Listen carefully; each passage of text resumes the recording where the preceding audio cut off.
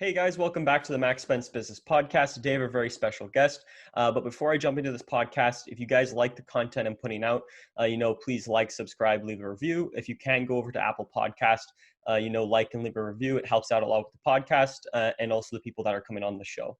So without further ado, today's guest is Colleen Campbell. So she's a wealth management advisor and also a podcast host of I'm a Millionaire, So Now What? It's great having you on the show, Colleen. It is awesome to be here, Max. Thanks for your patience with kind of rescheduling, but we're here today and that's all that matters. Exactly. So maybe for people that don't listen to your podcast or you don't have not heard of you before, what's sort of like your backstory? Where did you grow up, and sort of how did you get into the banking industry? Well, I'm born and bred Ottawa Valley, really. I like to, when people ask me when I was younger where I lived, I said in the middle of nowhere. But really, I grew up on Dwyer Hill Road, which is west of the city. Growing up, it was West Carleton Township, an Almont phone number, an Ashton address. So that's why I said I grew up in the middle of nowhere. It's now part of the city of Ottawa, and I'm still in the city of Ottawa. I didn't leave.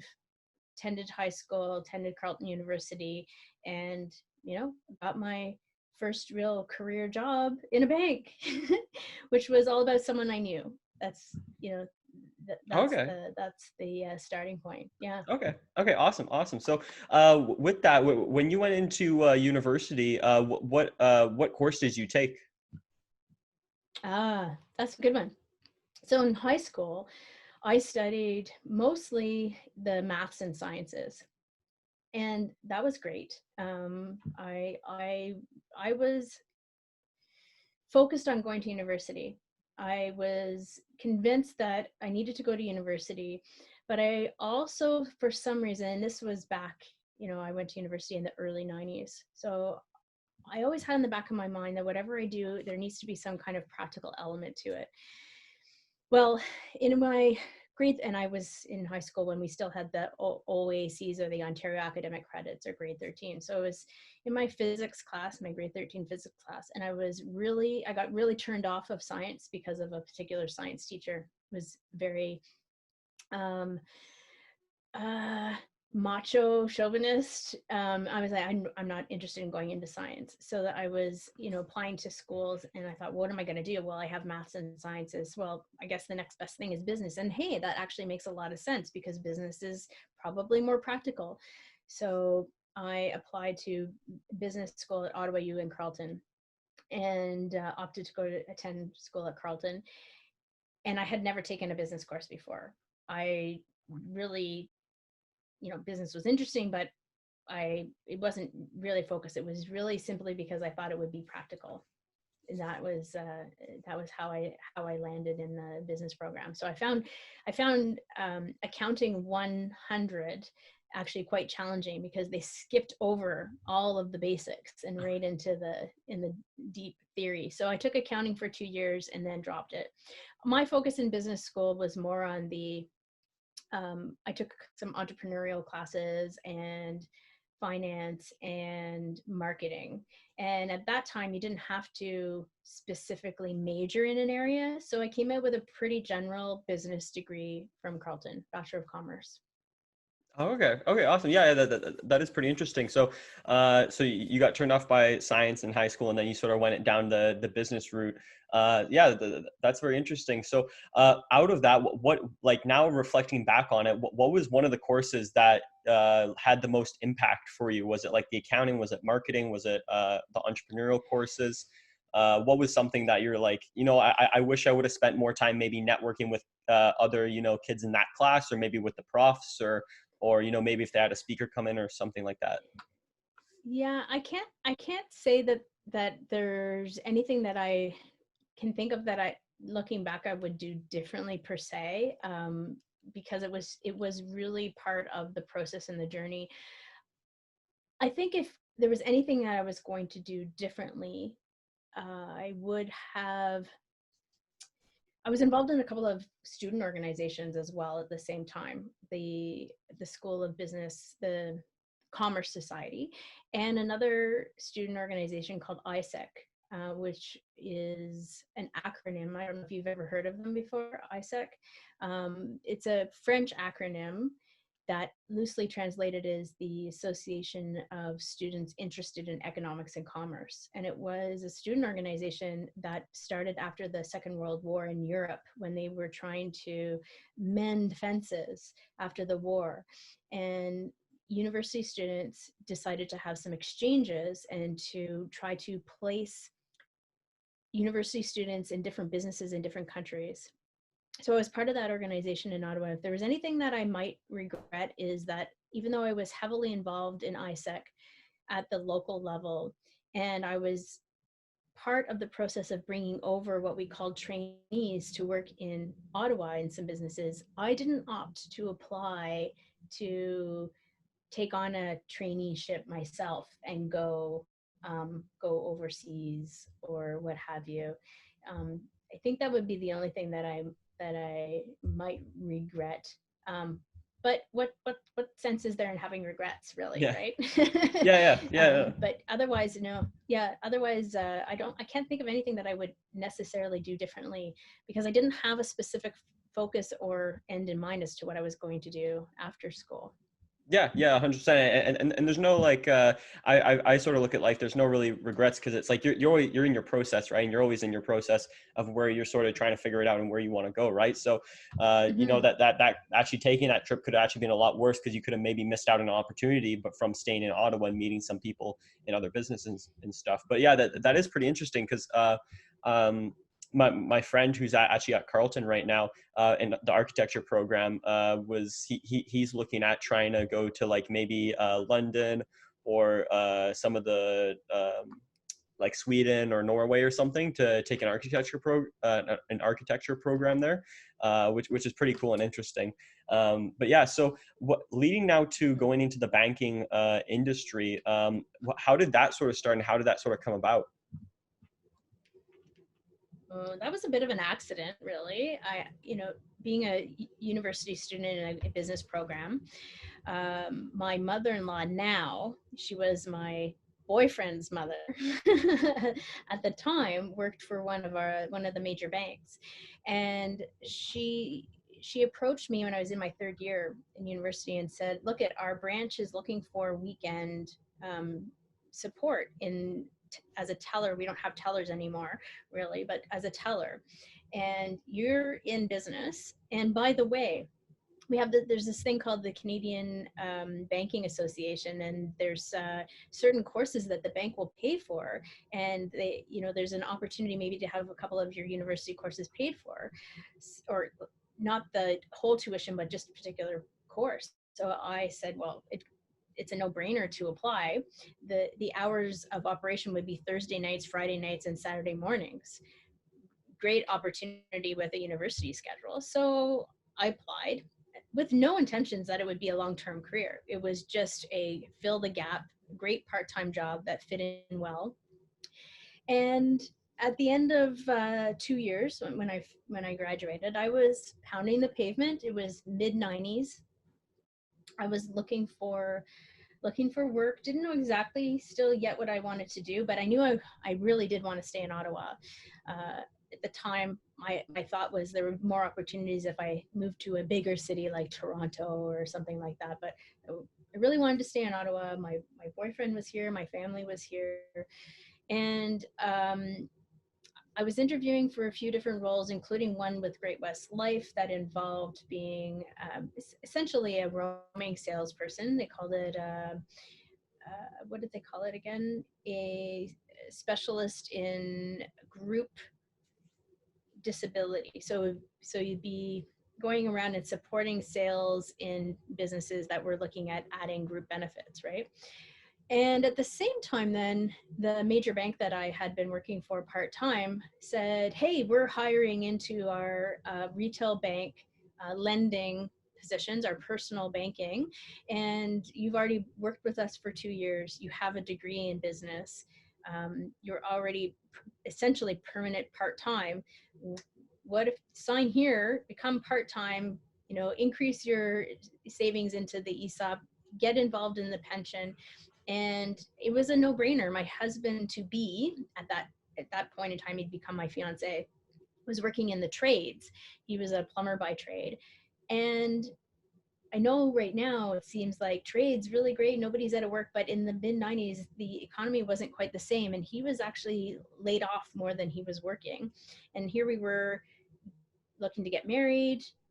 So here was some stability for our household. So I signed on the dotted line, and I joined full time as a full time banker at that stage. I still didn't really think it was going to be a place where I would stay long term, and I didn't stay long term in the retail banking world. I stayed there for a total between my part-time teller years and my full-time about 6 years. The majority of my career was after the transition more to the wealth end of things, which does operate differently.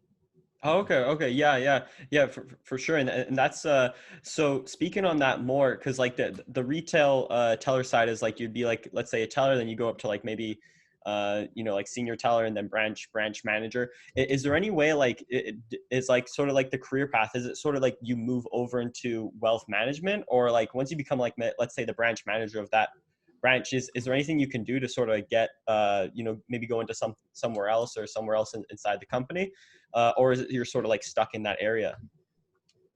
Well, I think you're only stuck if you think you're stuck at anywhere, at anything that you might be doing, wherever it is. You know, I think that's a mindset. You know, if you choose to believe you're stuck, you're stuck. And certainly the retail bank has changed a lot. Whatever institution it is, has changed a lot since I spent my time there in the, you know, mid to late 90s. But I would say that there is a there is a bit of a route, you know, to get in a position, you get to know it well, and then I would say get to know who are the other key people. So it's all, I think it's always about who you know as much as what you know. Because if you have the propensity to learn, you can probably learn whatever job or skill you need in the next level. But it's to find the right people to, um, you know, to bring you forward as a potential candidate. And most of the major banks have job platforms now where every position is posted. So as long as you fulfill the basic term of whatever position you're in, you can just start applying, apply for whatever it is that you want to do. For me, I went from the teller customer service into the personal banking, and I worked with clients on both sort of basic investing as well as mortgages and student loans and credit cards. And then eventually I moved into a slightly more senior role, managing a couple of people who were, it's again different now, but they were managing sort of the paperwork side of things while I was in the sales side, complementing another support manager who was sort of managing the sales, and then there was another manager who managed all of us, right? But it was that higher manager that recognized that I had some potential and approached me about applying for a position that was becoming open. So I applied for it, and I think one of the themes in my life has just been, when there's a knock on the door, to answer it. Don't hide in the corner. Answer it, and find out what that opportunity is and respond to it, because you don't know, if you don't answer the door, what you might be missing. So I just kept answering the door. So that happened, and I took on that role for a little while, and then I started, well, a family can be two people, but we grew our family. I had my first child. It was 2000. And at that point, I was kind of getting a little bit itchy to do something else. And that's when I started to look a little bit more. And again, because of people I knew, I learned about a position that became available on the wealth management side of things. And to me, that was a more realistic route for me based on my journey. I liked working with the clients more so than I enjoyed managing the people. And what I saw as the trajectory in the banking for the potential then was more about the managing people than it was about an advancement of being able to work with clients. So that's when I took the opportunity to make a leap, and I was hired on in a role that was called financial planning, and it wasn't a sales role. It was more of a supporting role for advisors who called themselves brokers at the time, because it was still 2000 and the world had not quite evolved to where it is today in the wealth management realm. And I did that for a while. And again, it was somebody who recognized, I guess, potential in me and said, hey, why don't you think about actually becoming an advisor and going down this track here, which would have been, that was a big leap. That's basically going from a salaried position into 100%, growing and running a business within a business. And as a young, still fairly young, under 30, with not quite, how old would my son have been? He would have been not quite 18 months old, somewhere close to 18 months old. So that was the big leap from there. So I would say anyone who's looking, it's about having conversations with the people around you and answering opportunities and not being afraid. Yeah, 100%. Yeah, like, and that's what I hear a lot is, you just need to ask. Like, you just need to ask. You just need to start those conversations, and those conversations can lead to a lot of like potential business. And anything you sort of do, let's say you're running your own business or you're already in a company and you're looking to sort of expand inside, like, maybe go up through levels, or maybe for like banking where you actually start. So that's actually really interesting. So with what you're doing today, and sort of like how wealth management sort of has evolved, what do you mean by you're pretty much your own business inside the banking industry? So you're in one of the like Yeah. top 5 big banks, and then you have your own sort of like your own little practice in it, and then you sort of build that out, or how does that sort of work? So what happens is with the major banks and some other more boutique institutions, you're part of that overall brand, and yet you're fully responsible to create your own client relationships and to create the servicing model and to create the business opportunities. So I likened it somewhat to a franchise. If anyone listening, is a franchise owner or has looked into franchises, so it's you belong to the overall brand, and yet you are creating that individual relationship, and the compensation is completely tied to your ability to bring in the new clients and look after them. It's not a salary. For all intents and purposes, it's 100% a commission. So, but it's not a sales role, because a sales role is different. There are similarities. It is more similar to a franchise than it is to a pure sales. It's interesting. I haven't figured out any better way to explain it. It's like an intrapreneur. So Oh, okay. And you're creating an entrepreneurial enterprise and spirit within a corporate setting. yeah. So with that, like, are you actually able to hire like your own, like, let's say, like, because you're in the wealth management side, so like a financial planner or a financial advisor, like, are you able to like hire, like, build your own, like, or are you limited to like you're not allowed to add any more people into? It's a tricky thing. It's a yes and a no. So in some respects, yes, and yet in other respects, no. Let's say that you can come to the broader management team and say, here's the vision for what I want to put together, and you have to present your business case, and it has to make sense for the corporate entity as well as for yourself, which is different than if you were 100% on your own.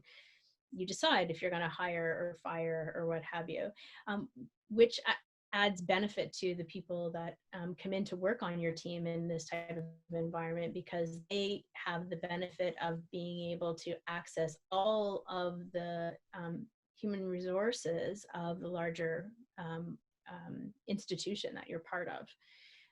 And that's also, sort of some of the benefit of being the entrepreneur as well, is being able to tag on to that brand, but also tag on to all of the other processes and systems and safeguards and technology that are there because of that larger institution that you're part of. Oh, okay, There's no, okay. I would say that, yeah, there's no like one, one perfect way of looking at things. So you have a lot of autonomy, but you're not fully autonomous. Yeah. Yeah. Oh, okay. Okay. Yeah. So it's pretty much like a case by case basis. It's like if it works for everybody, like, the company and everybody involved in it, like then they'll do it. And you still have like a bit of like, still a bit of restriction, but you also, on the other hand, you have the pro of that. You get all the resources, you get all the data, you get all the information, that you wouldn't have available if you just were running your own practice. Right. So Yeah. with that, why don't we jump into sort of like wealth management? What's sort of like a day in the life for you? Like, what are you sort of normally doing? Like, what does that sort of entail? So do you want the day in the life now or the day in the life pre-COVID? True. I guess we can talk about it now. Well, why don't we actually do? Why don't we do both of it? Because with COVID, I sort of see it could be going on for the next 6 months, 8 months, or it could be a year or 2 years or however long it is. So it is going to eventually go back to how it was before. But if somebody's getting into the wealth management side right now, can you actually speak to what was it like before COVID and what is it like now during COVID? Well, I think, basically the main difference is how we connect with our clients, really. Pre-COVID, I was meeting with clients in their offices, in their homes. Clients were coming to see me, but I was also going to see them. So the biggest change is that, like most things around gathering, I've pretty much been working exclusively with clients by phone or by video conferencing. And I think, yeah, I have not gone out to see a client face to face. I have a few clients that are also like family friends. So sometimes you might have a side conversation, carving out that time, putting on that business hat, where I wouldn't have normally gone out to see a client, but because they're in that other kind of circle, right? That other part of the bubble.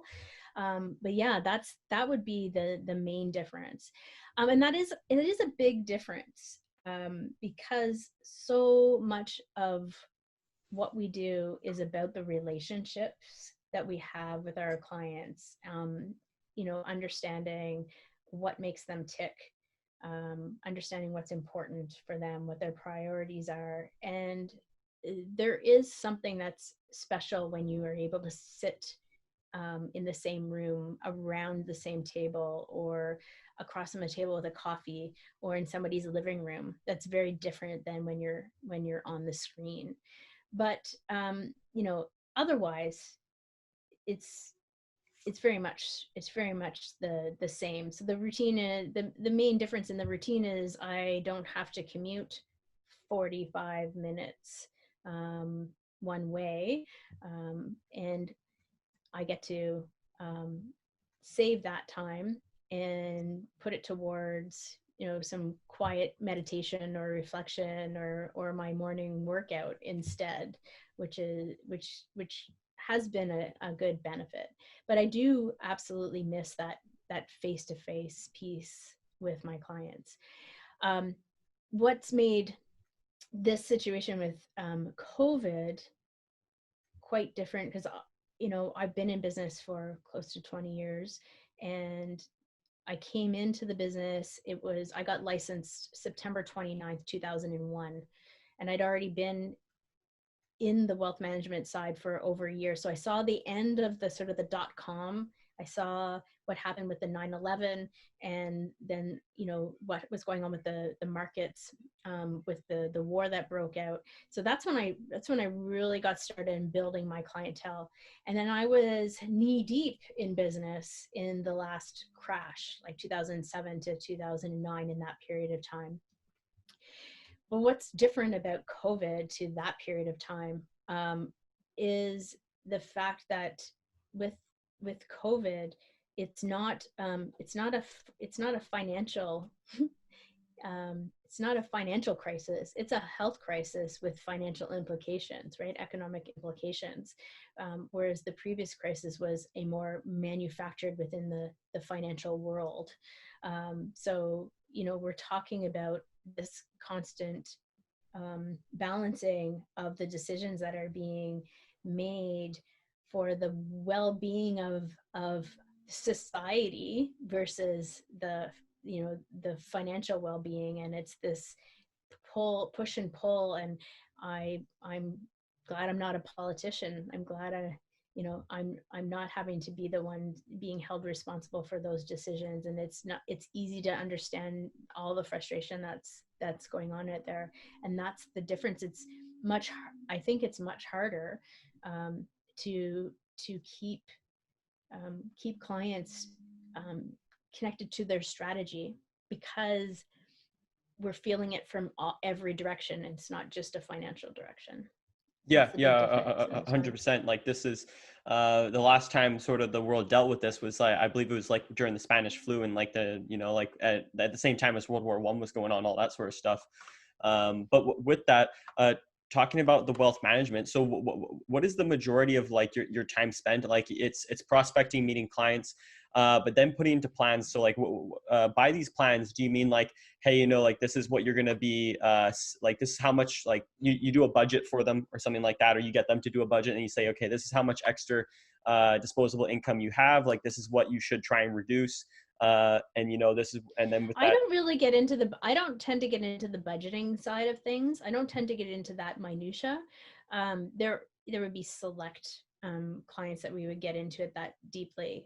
We have conversation around, you know, what will come up is a conversation around how they're making their decisions, like their relationship with money, and ways that they might want to look at how they spend, but that doesn't tend to be our focus. I will usually, at the end of the day, most of our clients are not keeping a budget. They're just at that stage where they might be tracking things, but they're really not worried about the day to day, you know, as a whole.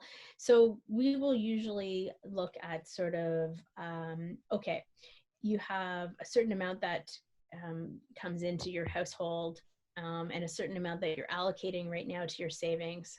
And then the balance is what you're spending, because if it's not being saved and it's not going to taxes, it's probably what you're spending. So we'll try to take that number and project out based on the available information right now. Are they on track based on how they are saving, or what they think they're going to be able to sell their business for, or maybe what they think they're going to be able to sell real estate for, or whatever might be happening in their life. And we'll plug that into a projection. That's one aspect of the planning. But other aspects of the planning are more nuanced. And when we're talking about business owners, a lot of times business owners' wealth is really wrapped up in their business, right? And, you know, we want to encourage business owners to be, you know, taking those assets and harvesting them from their business, and making sure that they're in their personal balance sheet, or they have a way to get that off of the business balance sheet and into their personal hands. Because, you know, if anything, we could see with COVID, where, you know, businesses were really attacked. And if some of that wasn't happening, or if that, you know, that cash wasn't being set aside, you know, and the business closed, there, that got lost in the shuffle. So we're doing lots of sort of strategic planning around that, and not all of it is something that you can like specifically put your hand on. It's having the conversations. And I'd say, I feel like there's this zone of genius that I have, if I dare say so. It's that in listening to my clients, I often can see the possibilities that they're not seeing, and being able to bring it to their attention. It's not something that I can do. It's not something that I actually get specifically paid for or anything, but I think it's a benefit of being able to work with clients. We're focused on, in my business, on the business owner segment. The people that I actually interview on my podcast are not necessarily my clients, but they're like the archetype of the avatar of my client. So it's really supporting all of the aspects around their life. That's what planning really is, as opposed to strictly, strictly plugging in a number into a program, or strictly, the investment strategy. It's much broader, and it's difficult to figure out otherwise how to talk about it tangibly. Yeah. Okay. Yeah. That's understandable. So it's more like you'd be giving advice to them, saying like, this is where I am right now in the business. And then you'd be like, well, are you making sure to pay yourself first? Like, so you're able to survive? Are you allocating money to, your savings, like an RSP or something like that? And you sort of just look at it over the broad view and say like, oh, well, like you just got to make sure that you're doing this, and you sort of push, like not push, but you sort of, it's sort of like a personal trainer, Yeah, right? Like I would say, yeah, coach, trainer, you're another set of eyes. Not so much consultant, but a professional that way. Sounding board, connector. I do a lot of connecting one professional with another, collaborating with other professionals within, because it takes all kinds of specialties and expertise. And you'll find that many other professionals will say the same thing. But the reality is that one person, you can't go to your GP and get all of your health pieces sorted out, right? So there's GPs, and then there's all kinds of specialists. Same, yeah. Same thing in wealth management. So you've got your accountants and your lawyers, and you've got lawyers of different specific parts of lawyering, from estate planning to tax planning to cross-border planning to, business structure. Maybe one firm might be able to help you, but not usually just one lawyer. Not all the time, but in many cases, you need multiple different professionals to support that. So I've done a lot of connecting, and from the lending perspective too, for like all kinds of perspectives. That's been an important element too, the connecting of the next specialist that you need to bring in. Oh, okay. Yeah. So yeah, that's the interesting thing, because so with it, it's not like you're just running a fund or something like that. It's more like you're in the person's life, and you're running over like everything that's happening in their life, and you're saying like, hey, have you thought about this? You should be doing this, because this is the direct result that's going to happen by saving money, or maybe doing something in the sort of business side. Within the banking world, would there be somebody that runs, like let's say funds or anything like that, or is that more at the higher level in the banking system? I'm not entirely sure. I'm grabbing hold of your question. So can Yeah, you yes. reword it for So me? yeah, yes. So for sure. So like some banks, so like there's hedge funds or something like that, and they're their own sort of Mm. entity. Within the banking world, is there sort of those entities exist, like funds where they go out, they raise money. It'd probably be more institutional investors. that, and then they manage that money for like, investing into certain, like, let's say stocks or bonds, or however they sort of strategically manage that money. Is there sort of, Right. Okay. I think I get it. So within wealth management, and most of the larger institutions, there are multiple different ways that money can be managed, right? So there can be purely, sort of acting as an order taker. So the relationship with the client, where the client is really sort of directing what they want to invest in. That's not nearly as common anymore because of direct investing platforms, but that still does exist. And then there's a platform of an advisor putting together a portfolio that's, I'm going to call it, in collaboration with their clients. So they will say, based on our relationship, based on risk tolerances, all this kind of thing, here's how I suggest that you put your portfolio together. And by the way, I sort of run these models. These are the models that I put together, and that is pretty common, but it's collaborative. So the client does have to agree, and sometimes the client might also ask you to investigate some other positions that might not be in the model. So that's kind of a give and take model. There are advisors who run what's called a discretionary practice. And so again, they're going to have models run on a certain set of parameters, but the clients, other than agreeing to the overall mix and agreeing to the model, the client doesn't have say in the actual changes within the model. So that's, I think, a little bit what you're referring to in terms of running money, right? yeah. In that, and there we have that under where I work, but then there's also some other wealth management models that are similar, but not 100% the same. There's a lot of different options. So if you're somebody listening and you're wondering what is the right option for you, the best thing to do is to talk, like, just go and interview a number of different advisors, and learn about what the options are. And then the other side of that is to think about what it is that, like, why it is you would be hiring somebody. Like, are you hiring an advisor in wealth management because you want someone to run the money for you?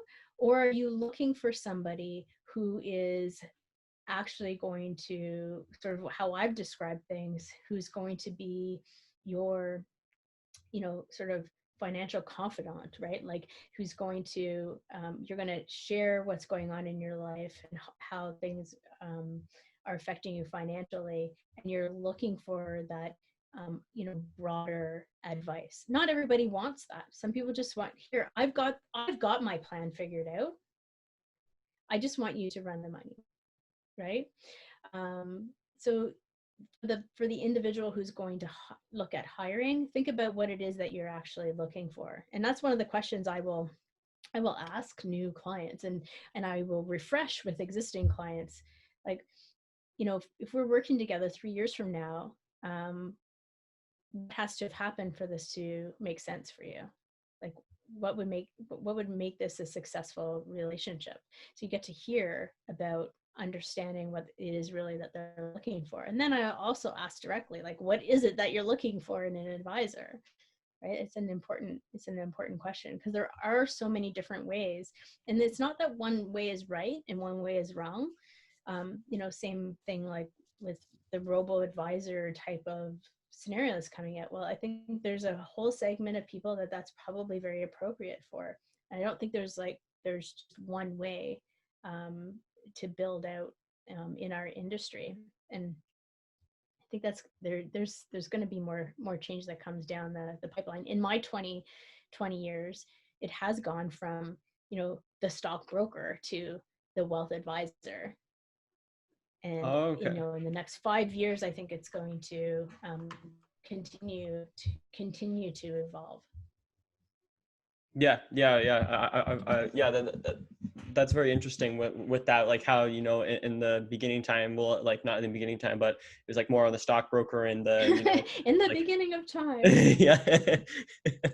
Yeah, but like, taking the orders and then going off and actually making the trade. And now it's been more with the internet and online. Now people can trade it like themselves. And now it's gone more into like the wealth management side and doing everything, making sure you have your strategies set in place and you're adhering to them and you're not following in them, not slipping off the wagon with them. So now jumping to, I know we're almost at the end here. Just one last question I have is, let's say somebody who's maybe in high school or university or is sort of younger, like in the early 20s. What sort of strategy would you be like a broad strategy or something that they should be looking at with their finances? Maybe they work part time or they've just gotten a full time job, and what would your advice be to that? So you're talking about from a personal standpoint, what advice would I have for them with their money? Yeah. I would say this combination of, you probably heard it before, this idea of paying yourself first. Um, it's essentially what you need to know at the end of the day. It's not how much money you make over time. It's really it's living within your means, not overspending. So if you, like, for example, I'll talk about my boys. I have two, one young adult, one teenager, and I've instilled in them from the get-go when they got money that they needed to compartmentalize it. So there's a portion of it that, is, go ahead and spend, and there's a portion of it that needs to be always set aside and saved, right? For whatever is going to come up. I even at one point had three jars, and there was the spending jar and the saving jar and the giving jar, right? So that there is always also a little bit that could be shared, whether it was, it could have been Girl Guide cookies at the door, which is still sharing, but then it's actually twofold, right? You're getting your Girl Guide cookie, and you're making a difference, like you're giving to charity. So don't spend every dollar that comes in. Make sure that you are setting some aside for that, the next big goal. You have to dig yourself out of a hole if you're borrowing to consume. And yeah, that would be the biggest thing. Start right away. Doesn't matter what amount it is that you start with. And that being said, it's not to think about what you have as from a scarcity standpoint, because that can kind of sound like maybe a scarcity standpoint. It's also to just say, I have enough, and I'm going to set this aside for another day, and I have enough. I'm going to set that aside for another day, and then just get in that habit of setting a little bit aside, and also get in the mindset of believing that you always have enough, because then you get into a scarcity mindset. Money is energy, essentially. And so if you're giving your money the sense of there's not enough, if you're if you're afraid that you're not going to be able to pay your bills, it's like a self-fulfilling prophecy. Instead, believe you have enough, set some money aside, and create that mindset. So like a great book would be The Millionaire Mindset, or Think and Grow Rich, Napoleon Hill.